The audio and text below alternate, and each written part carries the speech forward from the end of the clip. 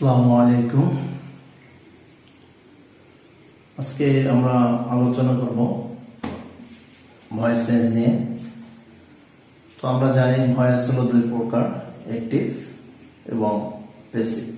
আমরা আলোচনা করব কিভাবে ভয়েস চেঞ্জ খুব সহজে এবং অল্প সময়ের মধ্যে বুঝতে পারা যায়, সে বিষয় নিয়ে আমরা আলোচনা করব। দেখা যাক। ভয়েস, আমরা জানি ভয়েস হলো দুই প্রকার, অ্যাক্টিভ এবং প্যাসিভ।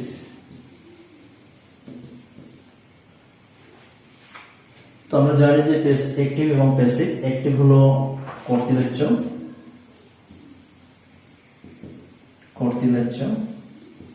এবং এটা হলো কর্মবাচ্য।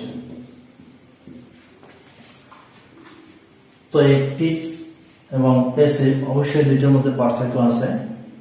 যে এখানে দেখাই যাচ্ছে যে কর্তৃবাচ্য যে কাজটি করে থাকে কর্তা, আর এখানে হলো কর্মবাচ্য, যে সেন্টেন্সের শুরুতে কর্মটা দেওয়া থাকবে, আর এখানে অ্যাক্টিভের শুরুতেই কর্তা থাকবে যে কাজটা করবে। তো আমরা কিভাবে অ্যাক্টিভ থেকে প্যাসিভ করব দেখি। Active, passive. তো একটা বিষয় হলো অ্যাক্টিভ থেকে যখনই আমরা প্যাসিভ করব অবশ্যই অবজেক্ট থাকতে হবে।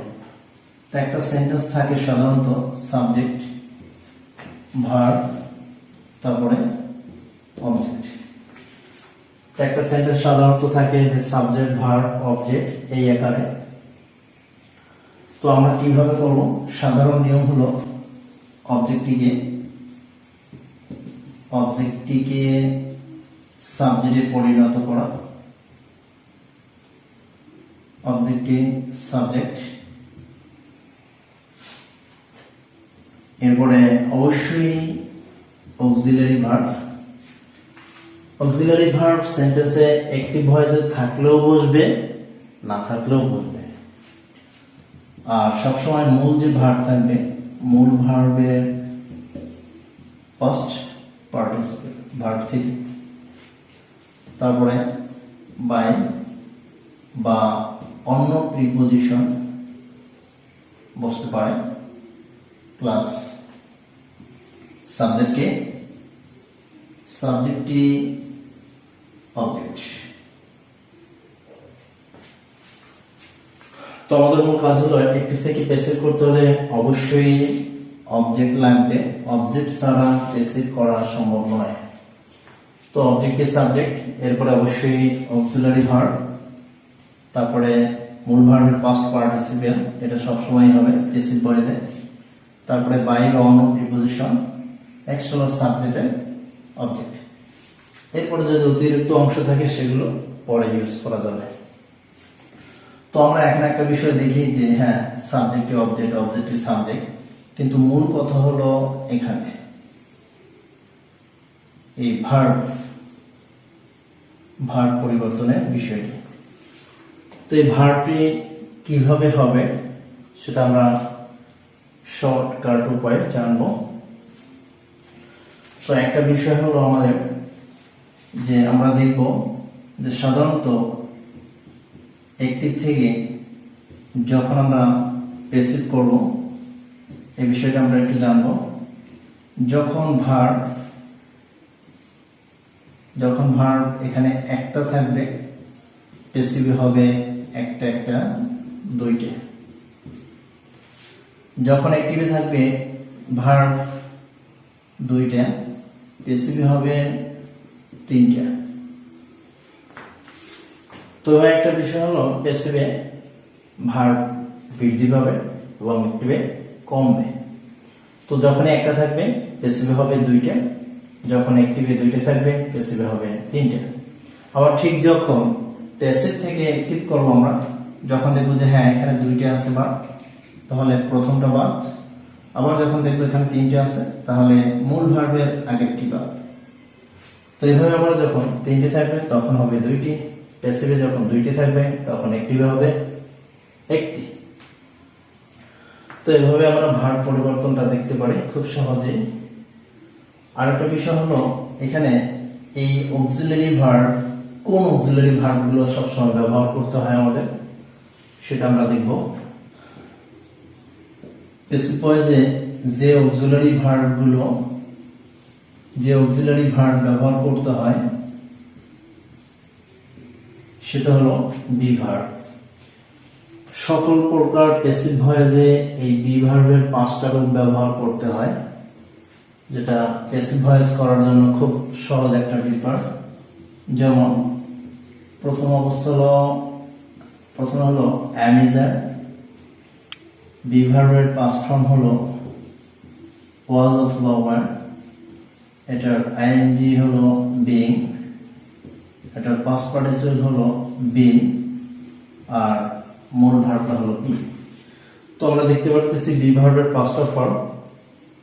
There are 5 forms of be verb: am, is, are, was, were, being, be। এই যে 5টা ফর্ম, এই 5টা ফর্মে প্যাসিভ ভয়েসে ব্যবহার করতে হবে।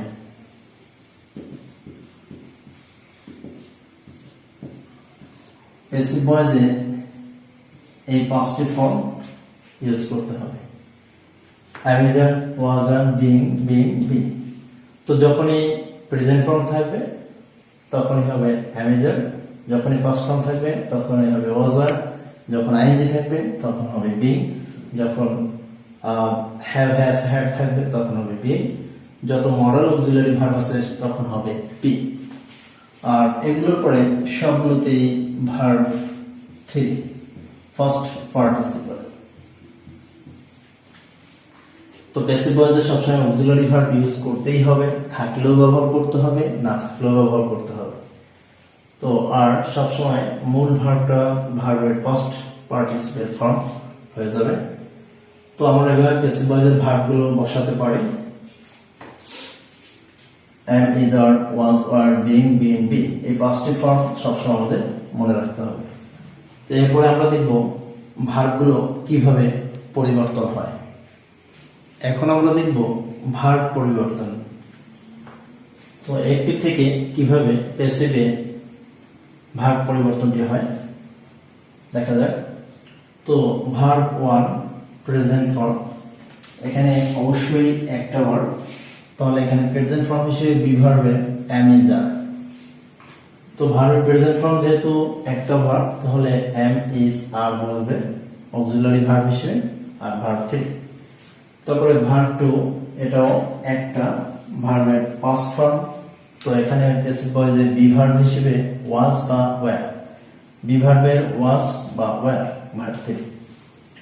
যখন আমরা দেখব shall will আছে ভার্বের প্রেজেন্ট ফর্ম, তাহলে এটার সাথে am, is, are, was, were, being, been এগুলো হয় না, হয় be, shall be, will be, verb 3। ঠিক একইভাবে যখন do not, does not verb 1 present form থাকবে, তখন am not, is not, are not, verb 3। যখন did not দিয়ে ভার্ব 1, তো যেহেতু এটা পাস্ট ফর্ম, তাহলে হবে wasn't অথবা weren't, অর্থাৎ was not অথবা were not, ভার্ব 3। যেহেতু এটা পাস্ট ফর্মে নেগেটিভ, এজন্য বি ভার্বের পাস্ট হলো was অথবা were not। তারপরে have, has, had যখন থাকে, তো এটার সাথে অবশ্যই have been, কারণ am, is, are, was, were, being, be এগুলো হয় না, হবে been, have been, has been, had been, verb 3। তারপরে যখন আমরা দেখব am, is, are অথবা was, were, shall be, will be এগুলোর সাথে ভার্বের প্রেজেন্ট ফর্মের সাথে আইএনজি আছে, তাহলে অবশ্যই আমরা আইএনজির জন্য being বসিয়ে দিব। বাকি যেহেতু এখানে ভার্ব আছে, এই ভার্বগুলো হবে am, is, are, was, were, এর ক্ষেত্রে was, were, shall be, will be এর ক্ষেত্রে shall be, will be। তাহলে আইএনজির জন্য being, আর যে মূল ভার্বটি রয়েছে সেটি পাস্ট পার্টিসিপল। যে মডাল অক্সিলারি ভার্ব আছে সেগুলো আমরা দেখতে পারি, যেমন can, could, should, ought, তারপরে may, might, তারপরে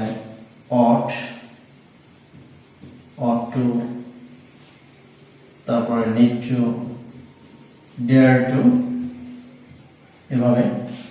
এছাড়াও বি ভার্বের সাথে যখন হবে গোয়িং টু, তারপরে আবার যখন বি ভার্বের সাথে শুধু টু থাকবে, অথবা হ্যাভ ভার্বের সাথে যদি টু থাকে এভাবে। অর্থাৎ যত প্রকারের modal auxiliary verb can, could, should, would, may, might, তারপরে must, ought to, need to, dare to, এই যত প্রকার মডাল অক্সিলারি ভার্ব, এরপরে be, am going to, is going to, are going to, এগুলো এভাবে। তারপর বি ভার্ব আর to, am to, is to, are to, have to, has to, had to, এভাবে। যখন এগুলো থাকবে তো এগুলো প্যাসিভ ভয়েসের ওই শব্দগুলোই বসবে, এই শব্দগুলোই এসে বসবে। যখন এই শব্দগুলো থাকবে এই শব্দগুলো আবার প্যাসিভে এসে বসবে, এবং সাথে হলো বি। যেহেতু এগুলোর সাথে কখনোই am, is, are, was, were, being, been এগুলো বসে না, বসবে বি। বি তারপর হলো মূল ভার্বের পাস্ট পার্টিসিপেট ফর্ম, অর্থাৎ ভার্ব 3। তো এইভাবে আমরা যখনই দেখব এই ভার্বগুলো আছে তখনই বি বসিয়ে দিব এবং ভার্ব 3 করব। অর্থাৎ মেইন কথা হলো প্যাসিভ ভয়েস অবশ্যই বি ভার্বের পাঁচটা ফর্ম ইউজ করতে হবে। am, is, are, was, were, being, been, be। am, is, are, was, were, being, been, be এই পাঁচটা ফর্ম অবশ্যই ব্যবহার করতে হবে। তো শর্টকাট উপায়ে এভাবে অ্যাক্টিভ থেকে প্যাসিভ ভয়েস আমরা শিখতে পারি।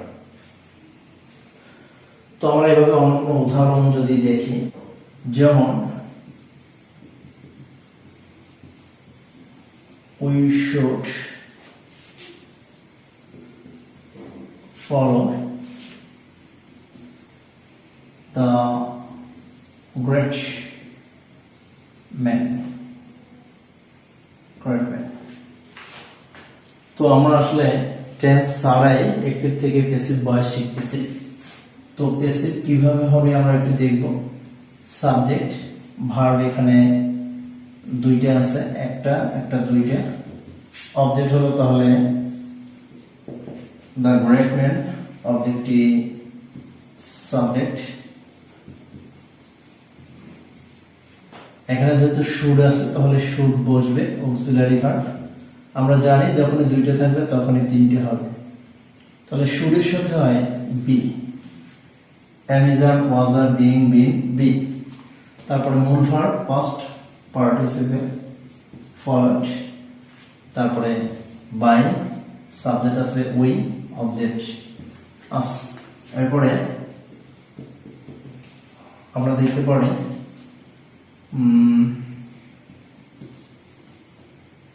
he has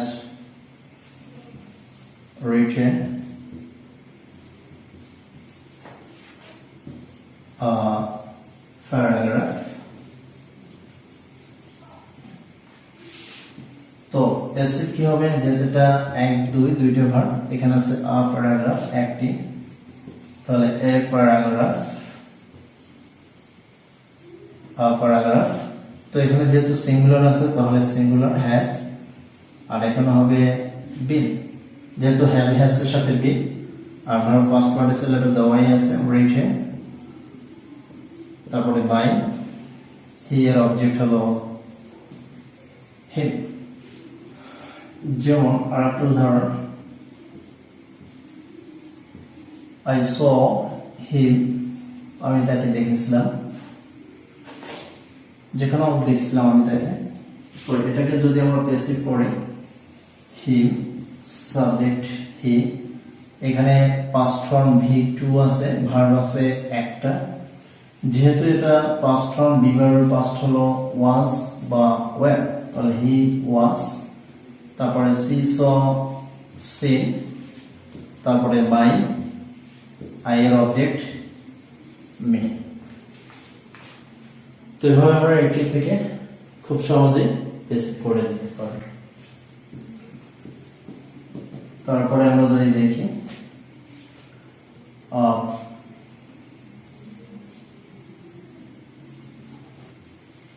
she reads a আমাদের কি অবজেক্ট বুক, যেহেতু একটা বই সিঙ্গুলার আর এখানে ভার্ব প্রেজেন্ট ফর্ম আছে একটা ভার্ব, তাহলে অ্যাভিজার প্রেজেন্ট ফর্মের জন্য তাহলে ইজ, রিড রেডি থাকবে, তারপর by, she, her. So in this way, we have changed the voice from active to passive in shortcut way. তো এবার আমরা অ্যাক্টিভ থেকে প্যাসিভ খুব সহজেই শর্টকাট উপায়ে করে দিতে পারি, টেনশন নিয়ম ছাড়াই। যদি কারো সমস্যা হয় তারপরে আমাদের কমেন্ট করে জানিয়ে দেবে।